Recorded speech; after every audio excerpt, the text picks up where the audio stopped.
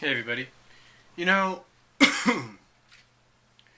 with reports going around that there's plans already being put into effect for next year's WrestleMania 30 card, there have been some people that have done some fantasy booking and some people that are going to book on reality. You know, the rumors going around is because it's the 30th anniversary, they want to make it the most spectacular one they can think of. They want to have a good match card. And essentially, what they want are these matches that they want to get going. They want to see happen.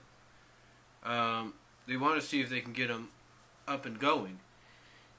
Basically, the rumored matches that they want to make a reality for WrestleMania next year is Triple H, HBK, Punk, Austin, Brock, Rock, Taker, Cena. Those are the four top matches. So basically a quadruple main event is what they want to go with. But will that happen? You see, a lot can change within the next, what is it now? 365 minus 8, 357 days. A lot can happen. You know, people can be released. You know, people can like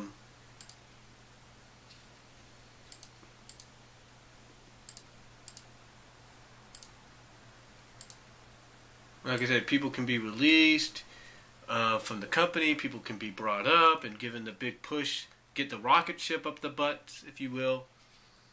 So it's all about exactly what happens within the next year. Now, if you want to go from a realistic standpoint, I would definitely go from a realistic standpoint of possibly having Cena Taker.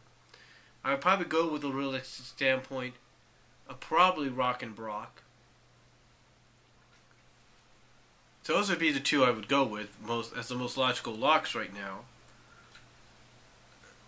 If Rock could still compete with the rumors going around about him. Austin and Punk, that's a possibility, but you'd have to get Austin motivated for it. I guess a reason for doing it. HBK and Triple H, that's a possibility too, but you would basically have to get Triple H, or not Triple H, but you'd have to get Shawn Michaels, because this obviously is a code in the wrestling business. You have to basically get Shawn Michaels to get permission, or get the blessings, if you will, of The Undertaker, so he can come out of retirement. That to me would be the only other way it could work. The only other way it could work is if HBK gets the blessings of the Undertaker to say, okay, go ahead, do your thing.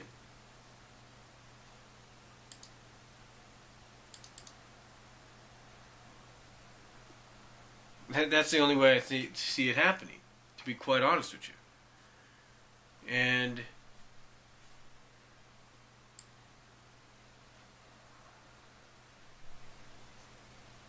I know some people may think, you know, he may not do that, but if they want it that badly, I'm not going to be surprised if they do it.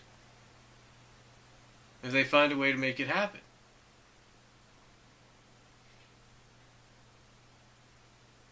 You know what I mean?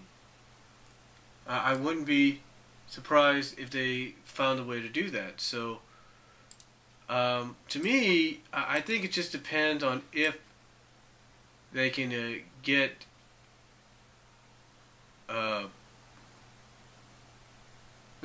the permission, or not permission, but get the blessings from the Undertaker to let him go and do this. Because it would be something. You know what I mean? It would be something to see happen. It would be. So, again, to me, it all depends on what happens.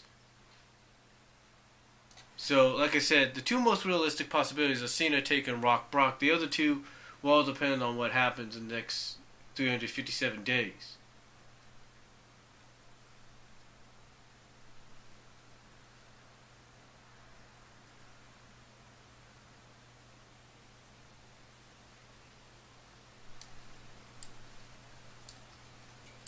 That's the way I see it. You know,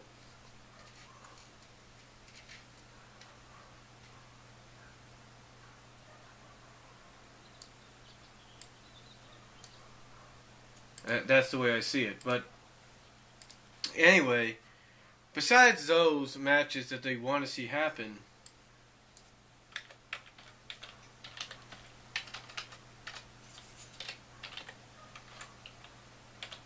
hold on for a second, folks.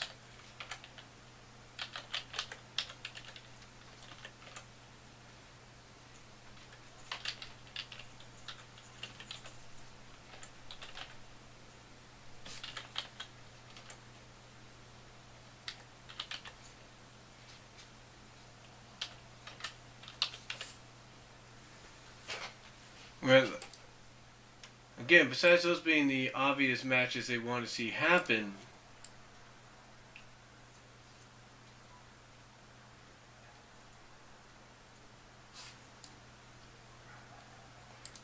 there's other matches that could happen too. And again, it all depends on who gets called up. You know, who gets called up in the next year, within this year, who gets the big push, and exactly how it happens. That's basically what you're looking at there, folks. You're looking at essentially how the card comes about, and it depends on who's here, still with the company, and you know, again, it all depends on who's still with the company at that moment. So it would all depend on that very scenario. Now, there are some matches, I'm pretty sure you're going to have Dolph Ziggler added to the mix of the main event of not the main event, but the world title picture, no doubt.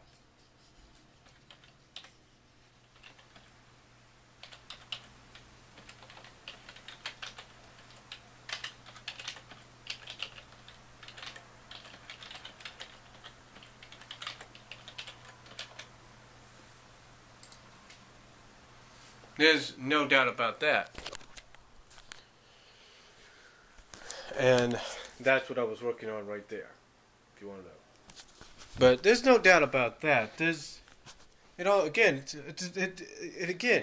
called it's basically the old saying of cards subject to change. Even if it's a proposed in the works card, it's subject to change. You know, For example, like I said, one match that somebody fantasy booked, if you will, was Bray Wyatt, Husky Harris, and Chris Jericho. Now, I could see this as a legit possibility for Husky Harris. I could see that. Put him in a big spot. But I don't think so. I see Chris Jericho, if he's going to be part of it, I see Chris Jericho possibly in the world title match at WrestleMania.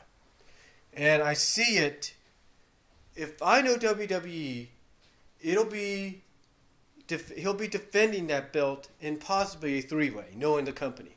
Knowing it's going to be the biggest WrestleMania, it's the anniversary, they want to celebrate it big. Knowing them, they're going to probably want to put a triple threat there, right? So, for the world title. They're going to want to put something like a triple threat, and the world title would be the perfect scenario to do it with. Now, the way people sometimes fantasy book this is they kind of look at what the roster on all three brands look like right now, or the entire WWE looks like right now, and they pretty much figure, okay, what if WrestleMania 30 took place next week? Or what if it took place at the time of SummerSlam? You know, what would the card look like? You know, who would be involved?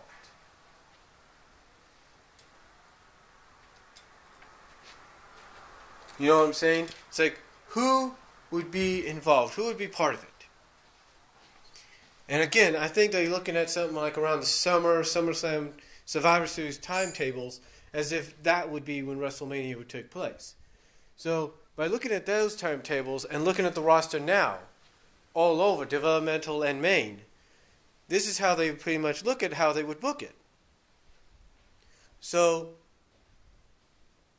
for the world title, there's no doubt you'd have a three-way. You got to have a three-way.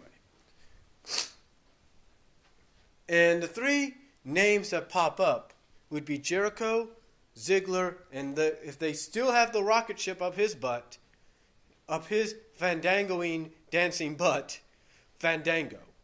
Yeah, expect Fandango to be in the world title picture, probably not just by the end of this year, if not immediately this year, but by the end of this year and into WrestleMania, and expect him to be in the world title match somehow at Mania, because if that's how they're projecting it, expect it to happen.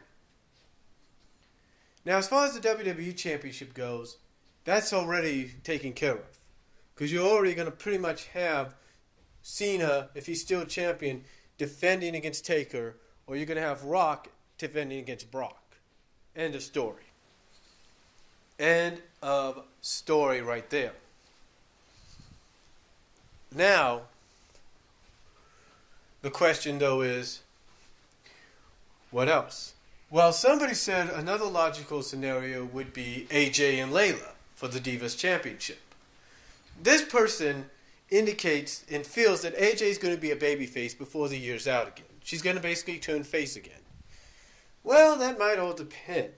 You see, you're kind of lacklustering on heel divas. Now, I'm not saying you don't have a peripheral of heelish divas down in NXT you could call up, and eventually you will. It's not like you don't have a peripheral of those ladies. Believe me, you do. But it all depends on how you call them up and where the positioning will be for those ladies. Again, it all depends on where you position them when it's all said and done. Because if you don't position them right, what's the point of bringing them up? I mean, some of the names are Summer Rae, who's already being considered, seeing as though she was used as a dancer for Fandango. Paige is another one, and there's several others. But you also got to look at Naomi being in there. Naomi, Cameron, you got Natalya, you got Oksana. Again, you got Rosa Mendes, if they ever give her the chance. The list goes on. But again, the point being, you got a whole peripheral of potential diva scenarios if you just, get it right with them. If you just get it right with them. So, to me, whoever they push for a Divas Championship match of some kind, if they go that direction at the 30th anniversary, has to be legit. And I agree, AJ could be a legit contender. But the way I look at it, the way they're pushing certain people, expect the Divas Championship to be focused with 4 ladies. Yeah. They're going to go the 4-lady route. I feel that's coming. You're going to have AJ in there, of course. I'd probably go with Layla, without a doubt. Probably one of the Bella twins, because they're shoving them back up our butts. I don't think any man would mind that. And the surprise, Karma. That's right. Karma would be the surprise. I've got a feeling Karma's coming back. And she is going to be part of the Divas Championship area. And that's not just fantasy booking. That's more based on reality in the fact that if she didn't want to say, hey, I'm going to go back to TNA and be part of that direct knockout, one night only thing. If she wasn't going to do that, then it's a possibility she's going back to WWE. Because believe me, if Triple H is high on this lady, and so is Vince McMahon, she's coming back. She's coming back. So, I would expect maybe one of the Bellas the way they're being pushed, and if not, I'd have to add in somebody else, and I'm pretty sure it'd be Paige that they're going to push when she gets up here. And I'll be back.